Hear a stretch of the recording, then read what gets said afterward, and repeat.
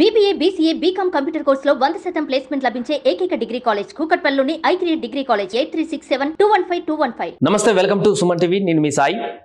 కర్ణాటక ప్రభుత్వం మొన్న మధ్య ప్రైవేట్ కంపెనీలలో ఐటీ సెక్టార్లలో కూడా 75% రిజర్వేషన్లు, గ్రూప్ సి గ్రూప్ డి 100% రిజర్వేషన్లు కల్పించాల్సిందే అనేటువంటి ఒక క్యాబినెట్ నిర్ణయం తీసుకుంటుంది అనేటువంటి సందర్భంలోనే ఒక వివాదాస్పదంగా మారినటువంటి సంఘటన చూసాం. అది వెనక్కి తీసుకున్నామని తాత్కాలికంగా చెప్పారు. తాజాగా మరొక సంచలనమైనటువంటి నిర్ణయం తీసుకున్నారు. దీని పట్ల భిన్న విమర్శలు వినిపిస్తున్నాయి. దానికి సంబంధించినటువంటి విషయాలు చూద్దాం. కర్ణాటక ప్రభుత్వంలోనే కొద్ది రోజుల వ్యవధిలోనే మరొక షాకింగ్ వార్త అని చెప్పొచ్చు. ఇది ఐటీ ఉద్యోగులకు 14 గంటల షాక్. బిల్లుకు కర్ణాటక సర్కార్ ఓకే, నేడు క్యాబినెట్ ఆమోదం, తర్వాత అసెంబ్లీలో పెడతారంటూ కూడా ఒక వార్తను చూస్తున్నాం. కర్ణాటక ప్రైవేట్ ఐటీ కంపెనీలు పరిశ్రమలలో స్థానికులకు 50% నుంచి 100% ఉద్యోగాలు ఇవ్వాలంటూ బిల్లు తెచ్చిన సిద్ధరామయ్య నేతృత్వంలోని కాంగ్రెస్ ప్రభుత్వం మరో వివాదాస్పద నిర్ణయం తీసుకుంది. ఐటీ ఉద్యోగులకు పని గంటలను 14 గంటలకు పెంచేందుకు సిద్ధమైంది. దేశంలో అత్యధిక ఐటీ సంస్థలు, వాటి అనుబంధ కంపెనీలు బెంగళూరు, మైసూరు నగరాల్లోనే ఉన్న సంగతి తెలిసిందే. 14 పని గంటల ప్రతిపాదనను ఐటీ కంపెనీలు ఇటీవల ప్రభుత్వానికి పంపాయి. సిద్ధు సర్కార్ మరో ఆలోచన లేకుండానే వాటి అమలుకు సిద్ధమైంది. పని సమయాన్ని 14 గంటలు పెంచుతూ Karnataka shops commercial establishment bill 2024ను తీసుకువచ్చేందుకు సిద్ధమైంది. సోమవారం క్యాబినెట్లో చర్చించి ప్రస్తుత శాసనసభ సమావేశాలలోనే బిల్లును ప్రవేశపెట్టే ఆలోచనలో ఉన్నట్టు తెలిసింది. ఐటీఈఎస్ బీపీఓలలో పనిచేసే ఉద్యోగుల పని గంటలను 12 నుంచి 14 గంటలకు పెంచాలని కార్మిక శాఖ నిర్ణయించింది. ప్రస్తుతం 10 గంటల వర్కింగ్ అవర్స్, 2 గంటల ఓవర్ టైం, మొత్తం 12 గంటలు పనిచేస్తున్నారు. దీనిని 12 గంటల వర్కింగ్ అవర్స్, 2 గంటల ఓవర్ టైంకు సవరించాలని బిల్లులో ప్రతిపాదించారు. ఈ పని గంటలు వరుసగా 3 నెలల్లో 125 గంటలకు మించరాదని పేర్కొన్నారు. సో ఆ 2 గంటల ఓవర్ టైంను జీతం ఇవ్వరు. సో ఈ నిర్ణయం పైన కర్ణాటక ఐటీఈఎస్ ఎంప్లాయ్మెంట్ యూనియన్ మండిపడింది. ఈ సవరణ బిల్లుపై చట్టం అయితే 3 షిఫ్ట్ల స్థానంలో 2 షిఫ్ట్ల విధానం వస్తుంది. ఐటీ రంగంలో పనిచేసే 20 లక్షల మంది ఉద్యోగులలో 3/3 మందికి తీసేసేటువంటి అవకాశం ఉందని ఆందోళన వ్యక్తం చేస్తున్నారు.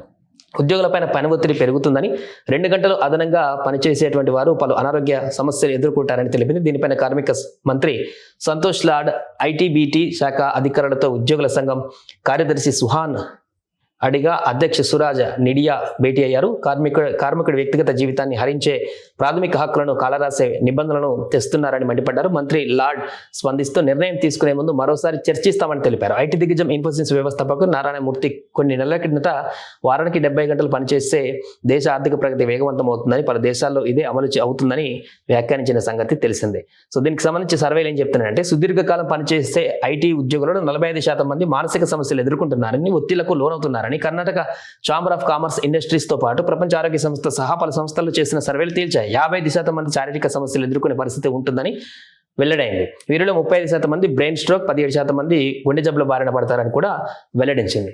సో ఇప్పుడున్నటువంటి పరిస్థితికి ఐటీ ఉద్యోగాలు చేస్తున్నటువంటి ఐటీ ఉద్యోగులు చాలా మంది ప్రెజర్గా ఫీల్ అవుతూ మానసిక ఒత్తిడి తట్టుకోలేక అనేక వ్యసనాలకు లోనవ్వడము, లేదంటే దాని నుంచి బయటపడడానికి వీకెండ్స్ వస్తే ఎక్కడికైనా ప్రదేశాలకు వెళ్ళడం, ఇలా నానా తంటాలు పడుతుంటారు. వాళ్ళు ఉన్నటువంటి ఆ 5-6 డేస్లో చేసేటువంటి పని ఒత్తిడి భరించలేక.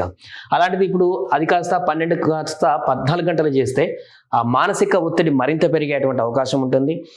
బ్రెయిన్ పైన మరింత ఒత్తిడి పెరిగేటువంటి అవకాశం ఉంటుంది. దాని ద్వారా సర్వేలు చెప్తున్న దాని ప్రకారం మానసిక సమస్యలు కూడా పెరిగేటువంటి అవకాశం ఉంటుంది. ఇంకొక అంశం ఏంటంటే, ప్రధానంగా ఉపాధి. చాలా మంది ఉద్యోగులకు ఉపాధి కూడా కోల్పోయేటువంటి ప్రమాదం కనిపిస్తుంది. సో 14 గంటలు డైలీ ఒక వ్యక్తి పని చేయాలని అనుకుంటే మొత్తం 3 షిఫ్ట్లు ఉంటాయి. A shift, B shift, C shift అని ప్రతి కంపెనీలో ఉంటాయి. సో అలాంటప్పుడు 14 గంటలు ఒక మనిషిని చేయించుకోవాలనుకుంటే మార్నింగ్ 6 నుంచి ఈవినింగ్ నైట్ 8 వరకు కూడా ఒకటే షిఫ్ట్ కంప్లీట్ చేసి, నైట్ 8 నుంచి మరలా మార్నింగ్ వరకు కూడా రెండు షిఫ్ట్లతో మాత్రమే, లేదా సాయంత్రం 6 గంటల నుంచి ఉదయం 8 గంటల వరకు ఇంకో షిఫ్ట్ తోటి కంటిన్యూ చేసేటువంటి అవకాశం ఉంటుంది. సో దాంతో 3 షిఫ్ట్ల విధానంలో పూర్తిగా ఒక షిఫ్ట్ గల్లంత అవుతుంది. ఆ షిఫ్ట్లో పనిచేసేటువంటి లక్షల సంఖ్యలో ఉద్యోగాలన్నీ కూడా ఇప్పుడు గల్లంతయ్యేటువంటి అవకాశం ఉంటుంది. వారందరికీ కూడా రోడ్డున పడేటువంటి అవకాశం ఉంటుంది.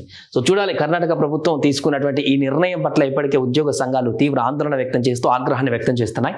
ఈ నిర్ణయాన్ని వెనక్కి తీసుకుంటుందా, మొన్న తీసుకొచ్చినటువంటి ప్రైవేట్ కంపెనీలలో రిజర్వేషన్ లాగా, లేదా ముందుకు తీసుకువెళ్తుందా అని చూడాలి. ఎందుకంటే ఇది ప్రతిపాదించింది ప్రైవేట్ కంపెనీలే. ఎందుకంటే వాళ్ళకి అవసరం అది, ఎక్కువ పని చేయించుకొని తక్కువ డబ్బుతో ఎక్కువ పని చేయించుకోవాలనేటువంటి ఆశ ప్రభుత్వ ఉద్యోగుల్లో ఉంటుంది. కాబట్టి ఈ యొక్క ప్రతిపాదన వాళ్ళే చేశారు కాబట్టి దీని వెనుక ఉన్నటువంటి మతలబ్ ఏందనేది కూడా తెలుసుకోవాల్సిన అవసరం ఉంది. ఎందుకంటే మేబీ ప్రైవేట్ కంపెనీలో రిజర్వేషన్ దాన్ని ఓకే చేస్తే మేము ఈ 14 గంటలు ఇంప్లిమెంట్ చేస్తామని ప్రభుత్వం నుంచి ఏమైనా హామీ వచ్చిందా కంపెనీలకు, లేదా హామీ లేకుండానే ప్రభుత్వం ఈ రకంగా నిర్ణయం తీసుకుందా అనేది చూడాలి. సో ఏదేమైనా కూడా ఈ నిర్ణయం పట్ల ముందుకు వెళ్తుందా లేదా అనేది మనం వేచి చూడాలి. సుమన్ టీవీలో మీ పర్సనల్ అండ్ బిజినెస్ ప్రమోషన్స్ కోసం కింది నెంబర్కి కాంటాక్ట్ చేయండి.